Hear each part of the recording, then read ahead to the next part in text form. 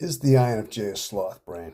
Do our brains run slower? Just do we have, does it take us longer to finish things? I mean, all right, I'm being a little funny here, but actually we do, and I'm going to explain why. The INFJ is slower. We call it sloth brain, I guess you could call it, eh?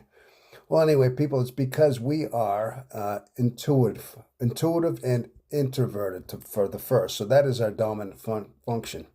Intuition is our dominant. So we are always in our head and we are always thinking intuitively, internally, thinking, contemplating, looking for future outcomes, weaving a web, weaving patterns, constantly seeing the future outcomes and the probabilities of what it is, trying to figure it out. And our minds never stop.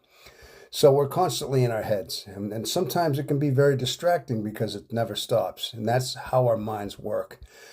Our most inferior function is extroverted sensing, which basically means that's our window into the world. I mean, that is literally where we're living here, folks. We are in the world, and that is our inferior function now. And so when we get so they're colliding. Let's say you're doing a job, you're doing a physical job, you're working, and somehow you just can't keep up pace. There's other guys that just come in and they just seem like they're dragging butt every day, and they get done faster, or they get done just as fast while you're scrambling to get the job done. Yeah, that's been most of my life. Okay, and well, it's because of that. You're always lost in your head. You're always thinking ahead. You're a perfectionist. You're trying to get that job done, but you're in a sensing world. You're trying to do this job, and but you're always thinking of the next future outcome in your mind constantly. So that's making you drag a little slower, and so that's one of the reasons. We can remedy that, and it does take a little bit of discipline. Always be focused. Always be sharp.